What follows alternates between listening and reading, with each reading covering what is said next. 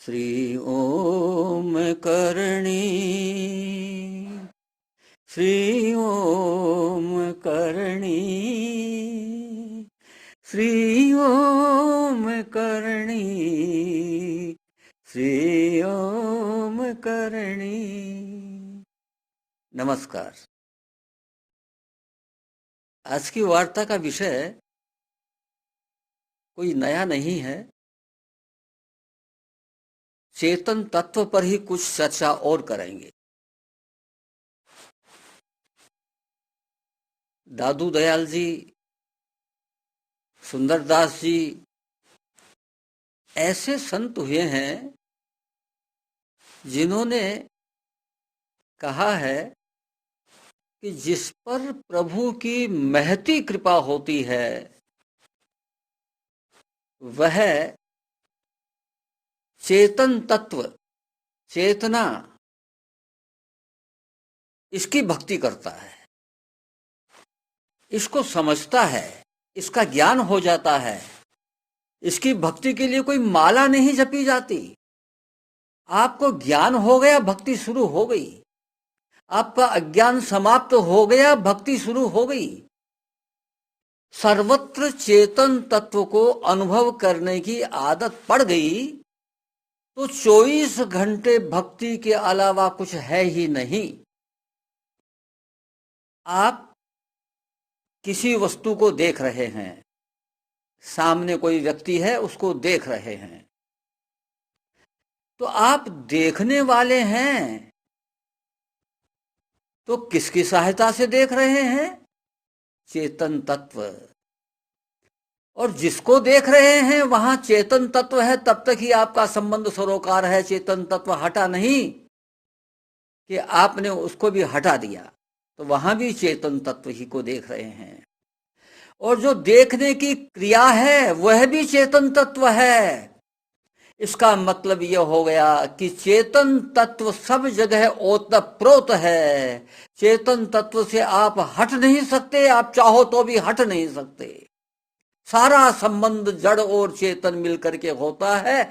जड़ तो दिखती है और चेतन अनुभव की बात है, लेकिन बिना दोनों के काम नहीं होता भाई सृष्टि में। तो जब ये विश्वास हो गया, ये ज्ञान प्राप्त हो गया, तो आपकी भक्ति शुरू हो गई।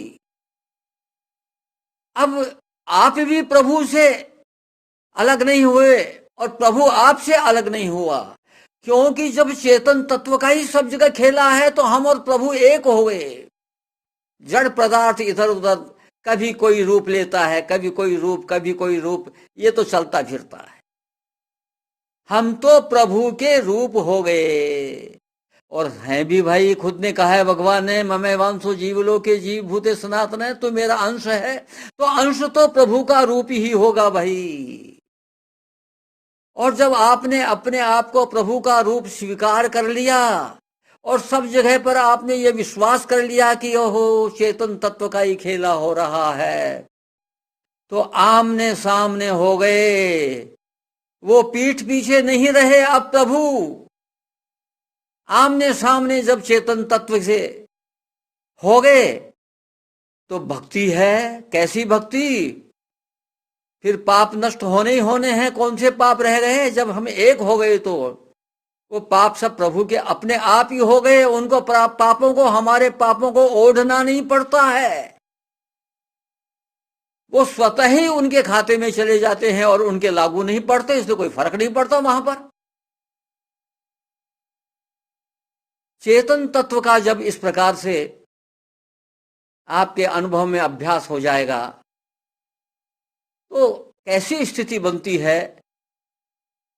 संतों और साधुओं के भक्तमाल, कई कई भक्तमाल हुए हैं, उनमें बहुत उदाहरण मिलेंगे। वैसे तो करोड़ों उदाहरण हो गए होंगे सृष्टि में। तो ऐसे रंती देव का उदाहरण तो भागवत में भी आता है, महाराज शिवी का उदाहरण भी आता है, बहुत उदाहरण हैं ऐसे पौराणिक तो। लेकिन इस कलयुग में भी कुछ संतों के उदाहरण मिल जाते हैं खूब अपने को। और एक दो उदाहरण मैं आपके सामने रखता हूं। महाराष्ट्र में एक बहुत बड़े संत हुए हैं, एकनाथ जी महाराज।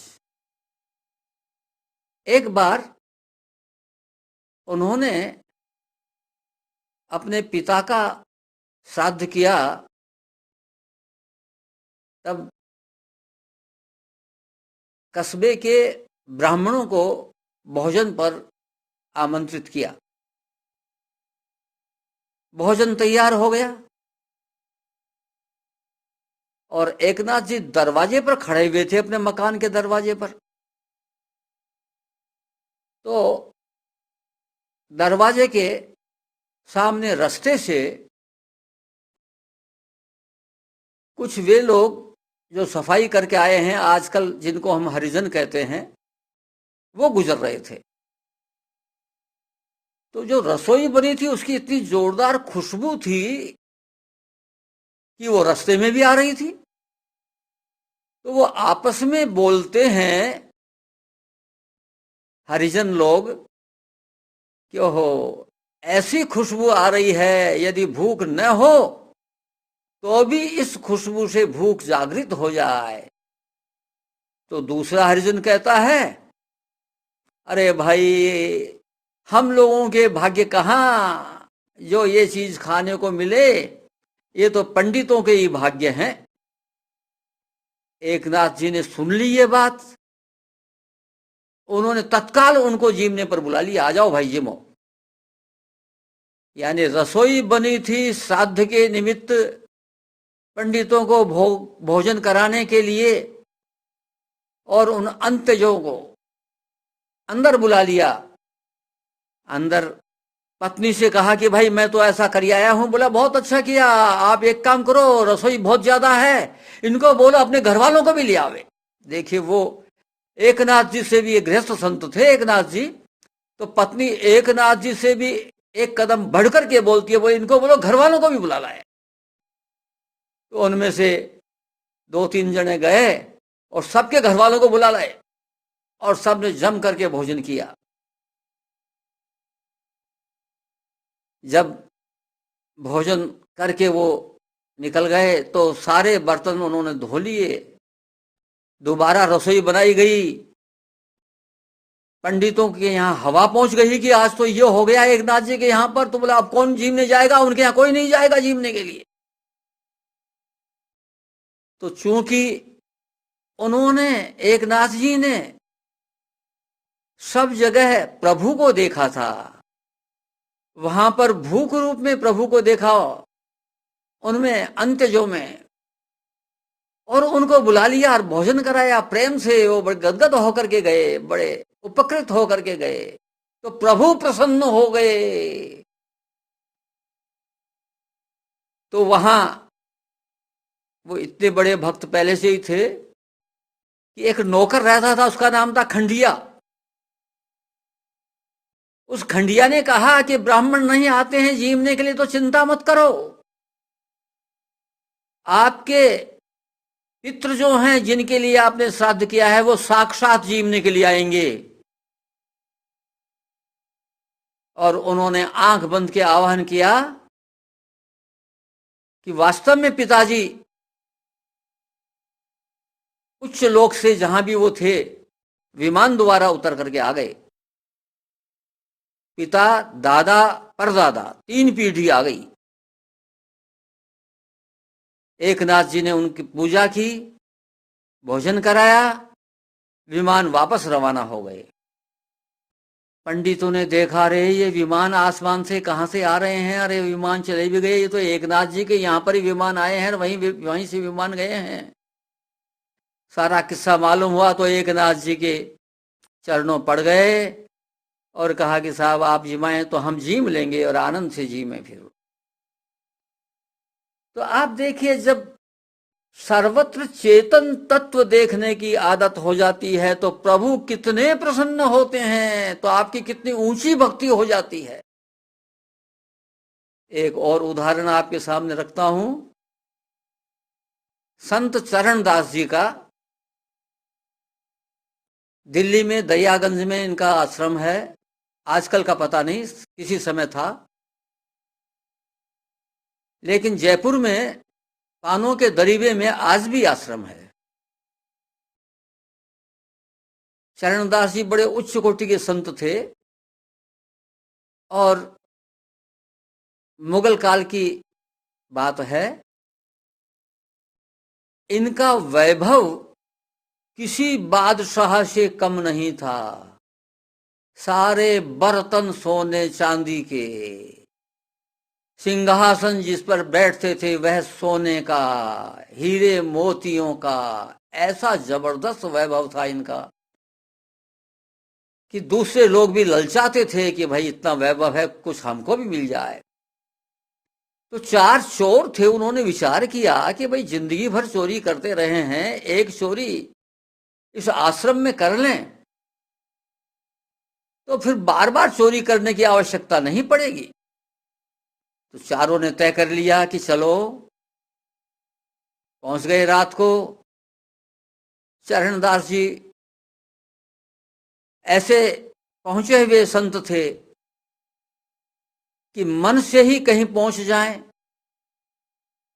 और आगे पीछे की सब बातें उनको मालूम पड़ जाएं।